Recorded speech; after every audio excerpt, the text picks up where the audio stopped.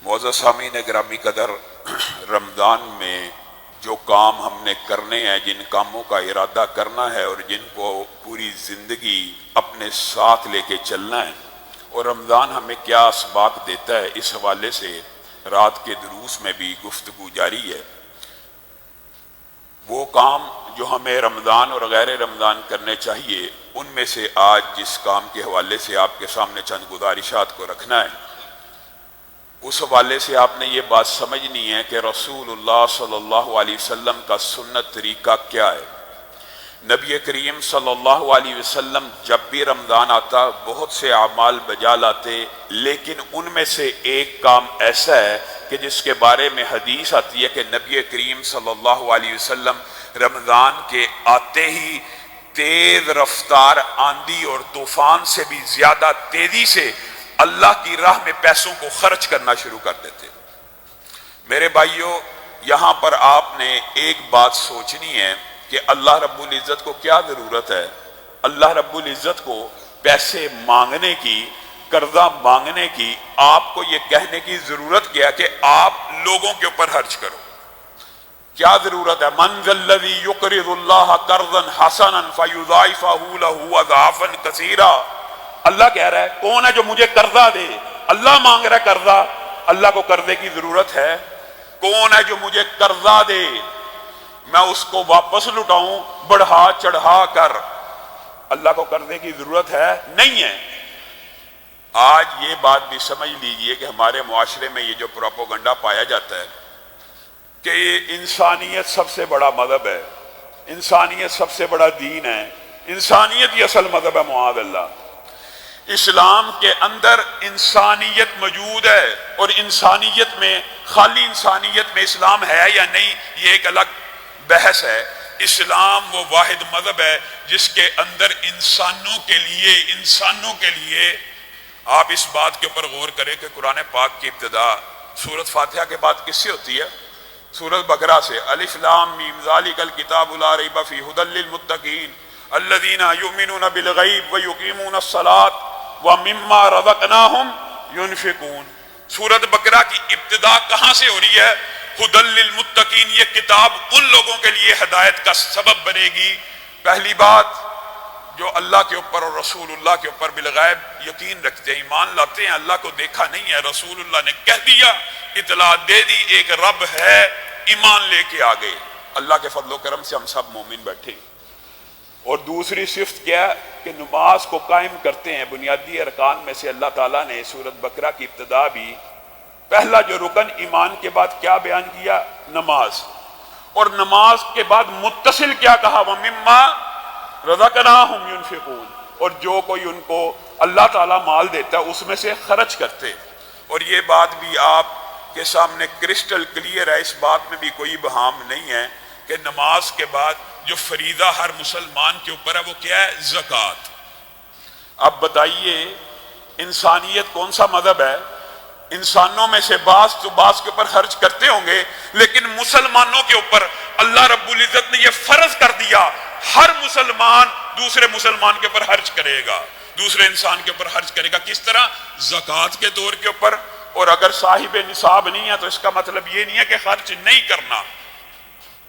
کچھ لوگ یہ بھی سمجھتے ہیں کہ شاید جن کے پاس زکوٰۃ تک کا نصاب نہیں پہنچتا وہ اس نیکی سے محروم ہو گئے۔ نبی کریم صلی اللہ علیہ وسلم نے جیش اسرا کے موقع کے اوپر جب صحابہ سے مال کو طلب کیا کہ اسلام کو تمہارے مال کی ضرورت ہے، اللہ کو تمہارے مال کی ضرورت ہے، حقیقت میں اللہ کو میرے اور تیرے مال کی ضرورت نہیں ہے۔ وَمَا تُنْفِقُوا مِنْ خَيْرٍ فَلِأَنفُسِكُمْ۔ جو تو خرچ کرے گا اللہ کے راستے میں اپنے لیے کر رہا ہے۔ وَمَا تُنْفِقُوا مِنْ خَيْرٍ يُوَفَّى إِلَيْكُمْ۔ جو کو خرچ کرے گا اللہ تجھے واپس لٹائے گا۔ وَمَا تُنْفِقُوا مِنْ خَيْرٍ فَإِنَّ اللَّهَ بِهِ عَلِيمٌ۔ اللہ تعالیٰ اس چیز کو جانتا ہے جو تو خرچ کر رہا ہے، کل قیامت کے دن اپنے سامنے پائے گا، کل قیامت کے دن اپنے سامنے پائے گا۔ اللہ تعالیٰ کو ضرورت نہیں ہے، لیکن نبی کریم صلی اللہ علیہ وسلم نے جب یہ مطالبہ کر دیا، صحابہ مال لے کے آئے، اس والے سے بھی چند گزارشات کو آپ کے سامنے رکھیں گے۔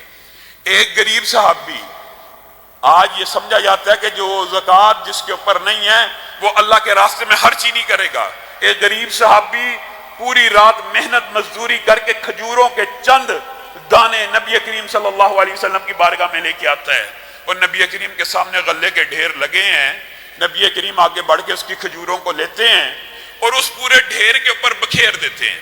کس لیے؟ آپ کی اور میری تربیت کے لیے، آپ کی اور میری حوصلہ افزائی کے لیے۔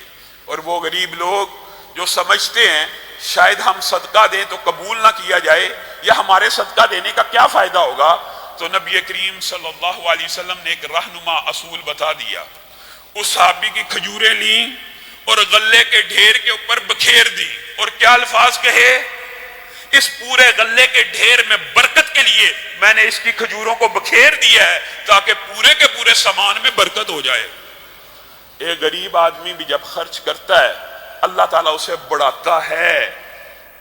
یمحق اللہ الربا ویربی الصدقات، اللہ تو قرآن میں کہہ رہا ہے میں صدقے کو بڑھاتا ہوں، اور اس کی ٹرانسلیشن تشریح حدیث کیسے کرتی ہے اس بات کو بھی بیان کریں گے، لیکن پہلی بات یہ سمجھ لیجئے، اے بلال خرچ کیا کر۔ نبی کریم بلال کو حکم دے رہے ہیں بلال خرچ کیا کر۔ بلال کون ہے؟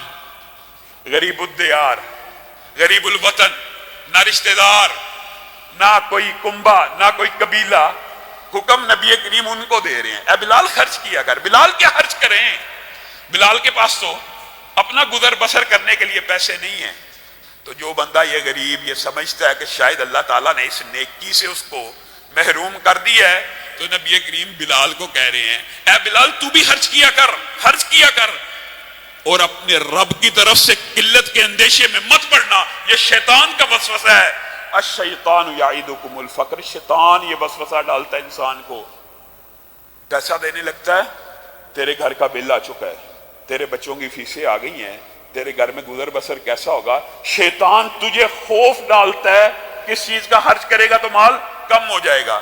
اور نبی کریم آپ سے اور مجھ سے وعدہ کر رہے ہیں بلال خرچ کیا کر، اللہ کی طرف سے قلت کا اندیشہ نہ لینا۔ اور اسی پر بس نہیں بلکہ کیا کہا، اور نبی کریم قسم کے بغیر بھی بات کریں تو بات سچی اور سیدھی ہے، لیکن نبی کریم قسم کھا کے مجھے اور آپ کو کہہ رہے ہیں کہ صدقہ مال کو کم نہیں کرتا، صدقہ مال کو کم نہیں کرتا۔ اگر تیرا اور میرا یہ عقیدہ ہے صدقہ مال کو کم نہیں کرتا، تو پھر تجھے کس نے مغالطے میں ڈال دیا کہ اللہ کے راستے میں خرچ کرو؟ نہیں، وہ اللہ کے راستے میں ہے لیکن گنجائش نہیں۔ نبی کریم صلی اللہ علیہ وسلم نے کہا اللہ تعالیٰ صدقے کو اس طرح بڑھ کر قبول کرتے ہیں، اللہ قبول کرتے ہیں، اور اتنی پرورش اس کی کرتے ہیں، اتنی نشو نما کرتے ہیں کہ اس دنیا کے اندر ایک بندے نے صرف ایک کھجور اللہ کے راستے میں دی ہوگی، کس وجہ سے؟ کہ اللہ تعالیٰ مجھے جہنم کی آگ سے بچا دے۔ صدقہ دینے کا مقصد کیا ہوتا ہے؟ خذ من اموالہم صدقہ، اللہ بھی یہ کہہ رہا ہے کہ ان کے مالوں میں سے صدقہ لو تاکہ ان کو پاک اور صاف کر دیا جائے۔ کن سے؟ گناہوں سے۔